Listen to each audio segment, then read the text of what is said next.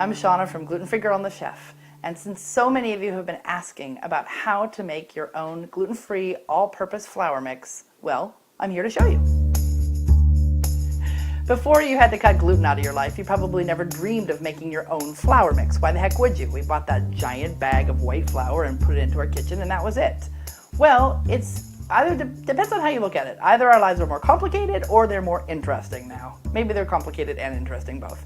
But it's much more interesting to me to make my own flour mix and put what I want in there than to just buy a bag. Now there are some great gluten-free flour mixes on the market, and certainly if you're brand new to gluten-free, just buy those. It's no problem at all. But if you're like me and you want to play with the flavors and the protein content of your flour mix, well, this is what you do. The other great thing is, even though this is empty right now, eventually you can fill this with flour. 4 different flours, 6 different flours. We'll talk about that too. And when you have done this and shaken it all up, you just have flour. You have flour in your kitchen again, and you don't have to think about it. So Danny and I have been fiddling with different flour mixes for years, but for the last couple of years we've been using a flour mix for our all-purpose flour, which is a 40% whole grain, 60% starches or white flours. Now there's that's not that scientific. If you really want to look at the protein versus starch content of wheat, it's similar to that. We could fiddle even more and do 38% and make it simple on ourselves, because it's pretty easy to measure out 400 grams versus 600 grams. So 40% whole grains, such as sorghum or millet, 60% starches like potato starch, arrowroot, tapioca flour. We'll talk about that later. The great thing about making your own flour mix is that you can get something like this, a big plastic container, and fill it up all the way to the top. And then you'll have enough flour for weeks. In our case, it's probably more like a week, but for most people it's 2, 3, 4 weeks. Who knows? You've got flour for a long time. And psychologically, once you have mixed all these up and put them in there and shaken it up, it just feels like flour. You don't think anymore that there are 4 flours in here or 6 or 8. It's just flour.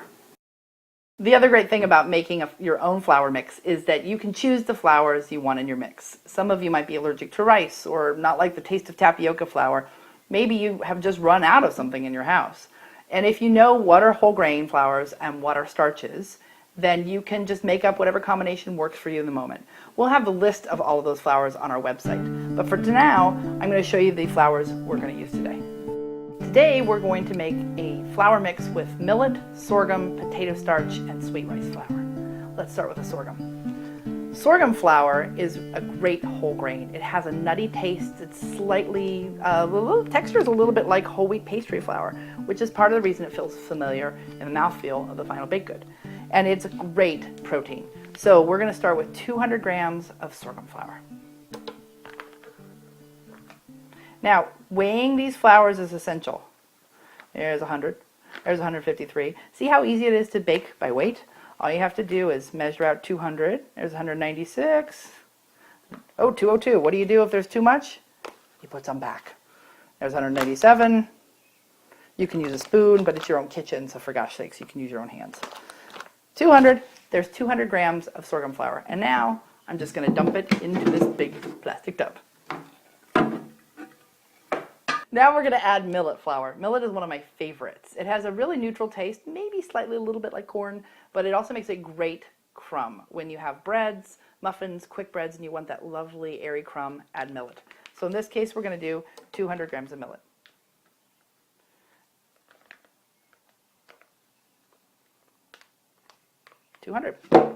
Since this is all based on 1,000 grams of flour total, you'll do 200 grams of sorghum and 200 grams of millet for 400 grams of whole grain flour. That makes 40%. So again, think about 1,000 grams of total flour mix. And we added 400 grams of whole grain with the millet and the sorghum. Now we need 600 grams of starches. In this case, we're going to start with potato starch, 300 grams of it. Potato starch is really light. It is the lovely stuff, the white stuff that comes out of the potatoes when you cook them, and it makes for a really interesting flour as well. It doesn't really taste like potatoes, which also makes it good because you don't necessarily want your cookies tasting like potatoes. 200 grams.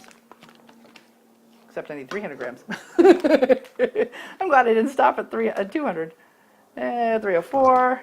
And again, if you put too much in, take some out. No big deal. At the end, if you're like me, you'll be covered in flour, as will the table. clean it up afterwards.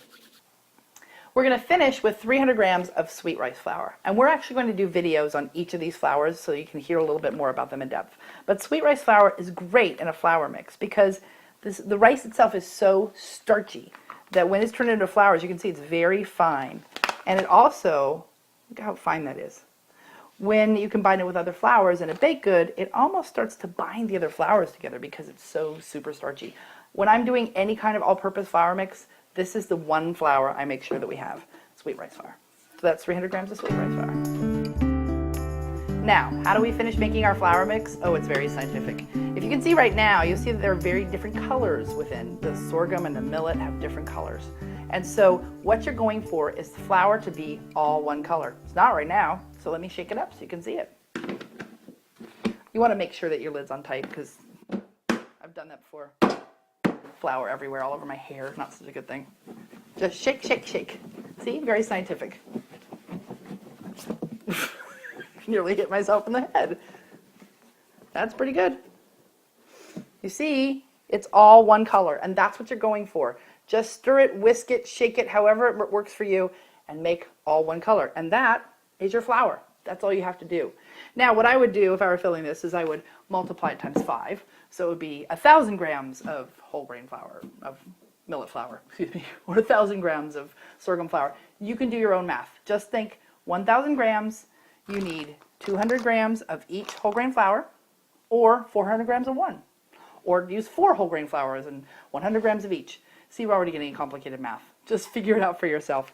All you have to do is think 40% whole grain, 60% starches, put it in the container, mix it up. Flour, you're done. There's your gluten-free all-purpose flour mix.